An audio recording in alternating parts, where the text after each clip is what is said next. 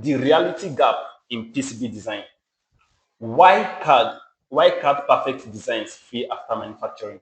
So this we're going to look at this. Why CAD perfect design? Why is it that on when you design your board on the CAD system, everything works fine, no errors on the on the schematic, no circuit errors, no PCB layout errors. All the traces are being connected appropriately and everything. So here is saying that CAD tools simplify real-world complexities. CAD tools simplify real-world complexities, masking issues that only emerge during fabrication, manufacturing variances, environmental factors, and tolerance stack-up introduce unexpected failures.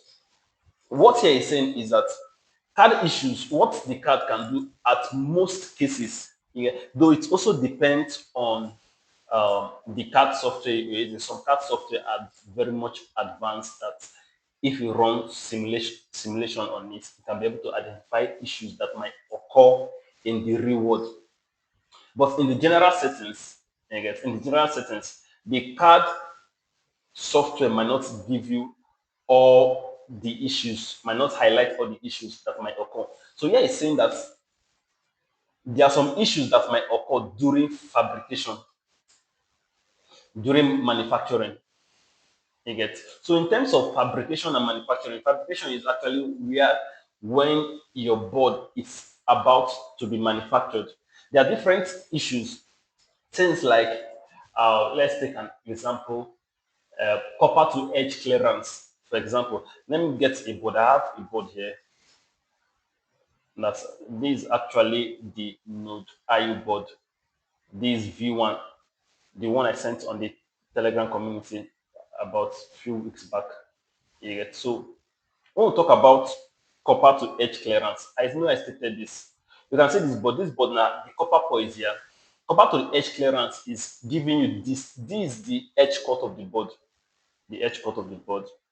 This the copper, and this there's a little clearance here, which is I think this is um, about 0.2 millimeters.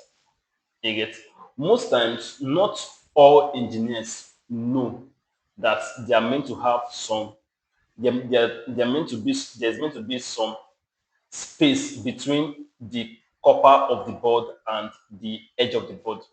And why this is important is because of the fabrication during manufacturing. Your board is actually being manufactured in panels. You get so they can take a huge copper, depending on how many units you're manufacturing, they will cut it and sometimes they can break it. And if they break it, let's assume that you have a trace. Let's assume that you have okay, let me take this trace. Just giving an example. Okay, it's not giving what I want. Let me see if there's something I can use. Okay, let me take this trace. Just giving an example.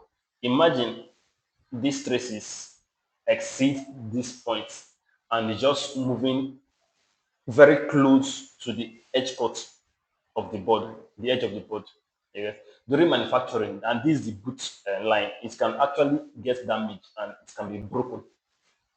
And once it's broken, your signal might not get to its destination, or you might get distorted signal or have signals that are not meant to be on the board.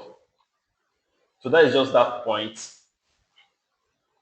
Still on this, CAD tools simplify real-world complexities, masking issues that only emerge during fabrication, manufacturing variances, environmental factors. This is a huge point.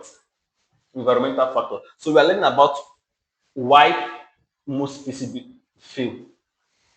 Another point is environmental factor. You ought to know where your board is going to be deployed in. You need to know which application you're designing in. We have what to call the IPC standard. Maybe mm, I'll have a different class, or we'll have a different hardware design lab session for that on IPC standard. We have different IPC class. We have class one, we have class two, and we have class three. Yes. So when you're designing board, you need to know based on uh, the environment or where the board is going to be deployed, you need to factor out which IPC standard are you going to use. So most engineers, because they don't really have knowledge on IPC standard, class standard, they will design a board that's meant for, let's say they will design a drone, and they won't specify to the manufacturer on the standard to use. They will just give the manufacturer, and the manufacturer will use their default standard, and the board will be shipped into the market or will be used, and we will later have an issue after deployment. So if we come to IPC standard, we have class one, class two, class three. Class one is majorly like a general grade um, manufacturing standard. So the classes are different manufacturing standard. It's just a general grade manufacturing standard you can use in some prototype designs. You can use in some um, just some consumer electronics things that does not require much, that's not so complex and advanced. You get. So if we come to class two, this classes is actually telling us how tight the manufacturing processes ought to be. The higher you move in class, the more tight the manufacturing process is, and the more rigorous it is. Yes. So for class two can be used in systems like smartphones, yeah, because those are advanced systems, smartphones, let's say your desktop computers, laptop, and all that. But class three is more advanced. It's actually used in systems that there's no room for risk or any form of risk or any form of deviation. No room for that.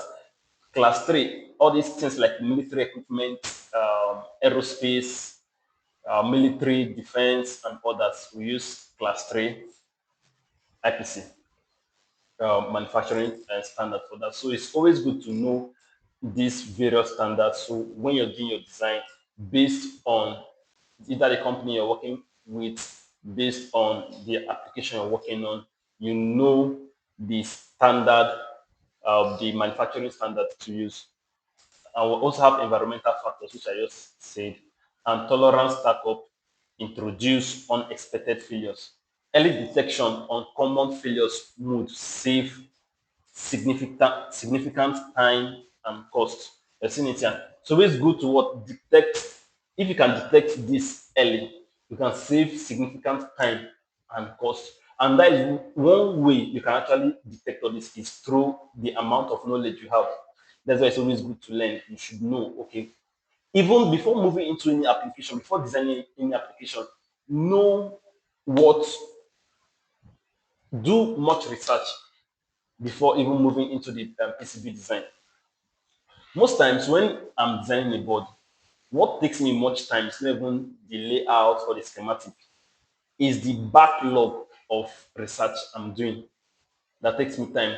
So that when I'm into design, I'll actually know what to design, or I'll actually know what to do. Can you guys still hear me? Yes, sir. Okay, great. So this is just a brief talk about this, the reality gap in PCB design. The reality gap. Most early stage engineers or young engineers, they are just so much excited on designing, routing. Routing is good. You need to know how to route. You need to know how to put your schematic together. But you need to move your knowledge beyond that limitation, beyond that limit. You need to move your knowledge. You need to have the full scope of the system you're designing. You need to know so many stuff. All these things actually contribute a lot on your design.